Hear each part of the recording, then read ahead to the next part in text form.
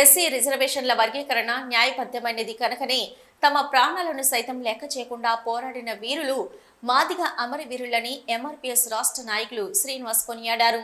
కరీంనగర్లోని బొమ్మకల్లో జరిగిన కార్యక్రమంలో మాట్లాడుతూ తెలంగాణ ఉద్యమంలో అసువులు బాసిన అమరవీరుల కుటుంబాలకు గత ప్రభుత్వం 10 లక్షల రూపాయలు గృహ స్థలాలు ఉద్యోగాలు కేటాయించినట్లుగాని మాదిగ అమరవీరుల కుటుంబాలను ఆదుకోవాలని 2 తెలుగు రాష్ట్రాల ముఖ్యమంత్రులకు విజ్ఞప్తి చేశారు.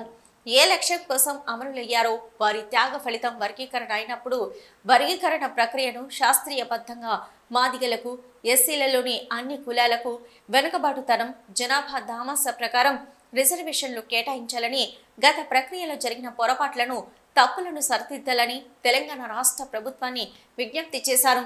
వర్గీకరణ ప్రక్రియ సక్రమంగా చేయాలని తెలంగాణ ప్రభుత్వాన్ని డిమాండ్ చేస్తూ ఈ నెల 4 నుంచి 10 వరకు వారం రోజుల పాటు తెలంగాణ రాష్ట్ర వ్యాప్తంగా ప్రదర్శనలు జరుగుతాయని పేర్కొన్నారు.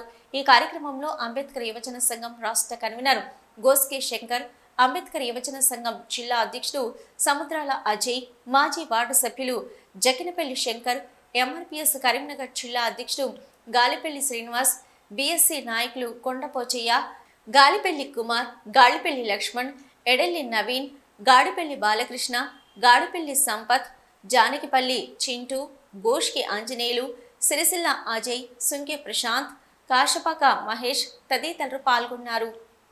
మళ్ళా రిజర్వేషన్ శాతాన్ని కంపల్సరీ 11% పెంచుతూనే మాదిగలు మేమైనా అభిమానం వ్యక్తం చేస్తాం. మీరు స్థిరస్థాయిగా వర్గీకరణ మాదిగలకు న్యాయం చేసిన వారు అవుతారు కాబట్టి రేవంత్ రెడ్డి గారిని విజ్ఞప్తి చేయడం జరుగుతుంది.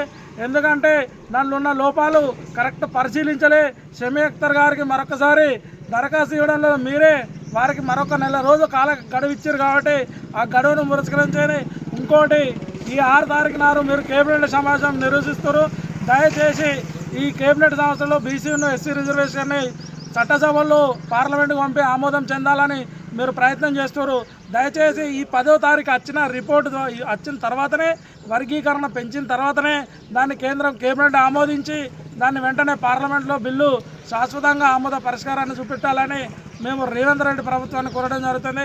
దయచేసి అమరుల వీరుల త్యాగాలను మరి మాదిగల చిరకాల ఆత్మగౌరవమైన కోరికను మీరు మన్నించి మరి ఎట్టి పరిస్థితుల్లో కానీ దీన్ని నిర్వినీరం కాకుండా వర్గీకరణ చట్టసభలో దాన్ని పూర్తి సంపూర్ణంగా తెలియజేయాలని